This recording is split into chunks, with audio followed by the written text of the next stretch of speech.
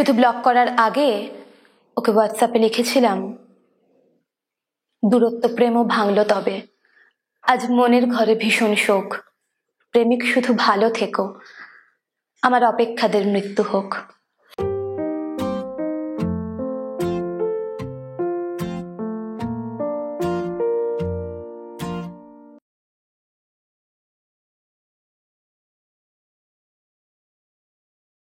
রোজ দিন প্রেম ভেঙে যাওয়ার এই শহরে আমরা দূরত্বের রূপকথা লিখব। দূরত্ব প্রেম এক অপেক্ষায় বাঁচার গল্প। দুটো মানুষ অনেকটা দূরে থেকেও মনে মনে একসঙ্গে থেকে যাওয়ার নাম, সংসার যাপন করার নাম দূরত্ব প্রেম। কিন্তু সব দূরত্ব প্রেমে কি এতটা সুখ যাপন হয়? রাতের অন্ধকার নামলে দূরত্ব প্রেমে হারানোর ভয় নামে না? সব ভেঙে যাবার কষ্টের কান্নায় রাতের বালিশটা ভিজে ওঠে না? আমরা খুব সুখে ছিলাম, আমাদের দূরত্ব নিয়ে, কম দেখা করা নিয়ে আমরা বড্ড সুখে ছিলাম। আমাকে সকলে বলতো, এত দূরে থাকে, একটু বাঁধ এবার। আমি হেসেই উড়িয়ে দিতাম ওদের কথা। আমার কখনো মনেই হয়নি অনেক দূরে থাকা সেই মানুষটা কখনো আমাকে ছেড়ে অন্য কারুর হতে পারে। আমি কখনো ভাবতেই পারতাম না আমাদের মধ্যে যে শক্ত বন্ধনটা রয়েছে সেটা কখনো আলগা হয়ে যেতে পারে। কিন্তু আমি আজ বুঝি সময়ের সঙ্গে সবকিছু বদলে যাওয়াটাই রীতি। ওর ব্যস্ততা বাড়তে লাগলো আর কমতে লাগলো আমাদের কথা বলা ব্যস্তানুপাতিক হারে। যে মানুষটা 2-3 ঘন্টা আমার সঙ্গে কথা না বলে থাকতে পারতো না, সেই মানুষটা 2 দিন 3 দিন কি অবলীলায় কাটিয়ে দিত। আমি নিজেকে বোঝাতাম ও খুব ব্যস্ত, আমি নিজেকে বোঝাতাম ওর ব্যস্ত থাকাটা দরকার। মন খারাপ হতো, মাঝে মধ্যে মনে হতো ও এতটা ব্যস্ত, আমাকে 10 মিনিট সময় দিতে পারে না। এভাবেই চলছিল সবকিছু। দিন যাচ্ছিল আর আমাদের দূরত্ব বাড়ছিল, আর আমার ওকে মিস করা বাড়ছিল। আমি মিস করতাম আমাদের একসঙ্গে থাকা মুহূর্তগুলোকে। যখনই সেগুলো আমার মনে পড়তো, আমার মন কেমনগুলো আরো প্রবল হয়ে উঠত। আমার ওকে ছুঁতে খুব ইচ্ছে করত। আমি চাইতাম ওকে জড়িয়ে ধরে কাঁদতে।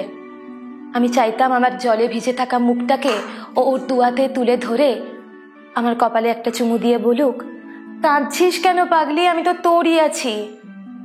আমি মিস করতাম আমাদের ভিডিও কলগুলোকে, মিস করতাম ওর সেই কথাগুলোকে, ওই এই চুমুটা তোর ঠোঁটে, এই চুমুটা তোর ঠোঁটের নিচের তিলটায়, এই চুমুটা তোর। হারিয়ে যাচ্ছিল সবটা ভাঙছিল। আমাদের সেই নিখাদ আড্ডাগুলো আর হতো না। হানিমুনে সমুদ্র নাকি পাহাড় নাকি জঙ্গল, সেই নিয়ে ঝগড়াটাও আর হতো না। যদিও ফেসবুকে আমাদের ছবি দেখে কেউ বুঝতেই পারতো না আমাদের প্রত্যেক দিনের দূরত্বটা তারাদের আলোকবর্ষকেও ছাড়িয়ে যাচ্ছে। আসলে দামি কার্পেটে মেঝের গর্তটাকে শুধু ঢাকা যায়, মেঝের গর্তটাকে বুঝে ফেলা যায় না। তবুও একদিন ওর মনের মতন করে সেজে আমি অনেকগুলো ছবি তুললাম। তারপরে ওকে ফোন করে বললাম, জানিস তো আজকে না একদম তোর মনের মতন করে সেজেছিলাম। জানিস আজকে আমি অনেকগুলো ছবি তুলেছি। না, ও আর আগের মতো খুশি হয়ে আমায় জিজ্ঞাসা করেনি, শোন কটা ছবি তুলেছিস আগে বল। 30টার কম ছবি হলে কিন্তু আমি মোটেও নেব না, আবার সেজে গুজে আমায় ছবি পাঠাবি। বরং বলেছিল, দেখিসই তো আজকাল বড্ড ব্যস্ত থাকি, আর আমার ফোনে তো তোর অনেক ছবি আছে, ওগুলো এখন রাখ, পরে পাঠাস না হয়।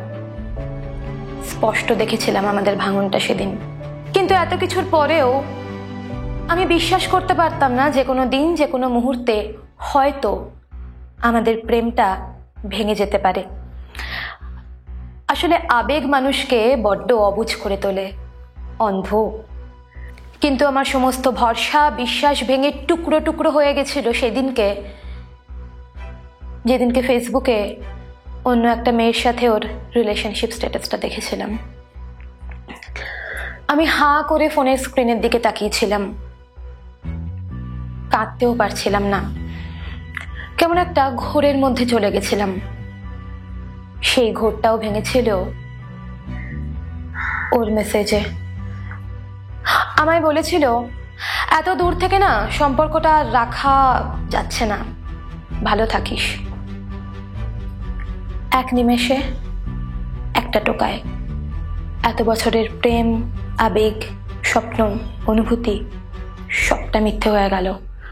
আমাদের দূরত্বের রূপকথাটা মৃত চুপ কথায় পরিণত হলো। আমিও আর কিছু বলিনি ওকে। ফেসবুক, ইনস্টাগ্রাম, হোয়াটসঅ্যাপ সব জায়গা থেকে ব্লক করে দিয়েছিলাম। শুধু ব্লক করার আগে ওকে হোয়াটসঅ্যাপে লিখেছিলাম, দূরত্ব প্রেমও ভাঙল তবে, আজ মনের ঘরে ভীষণ শোক। প্রেমিক শুধু ভালো থেকো, আমার অপেক্ষাদের মৃত্যু হোক।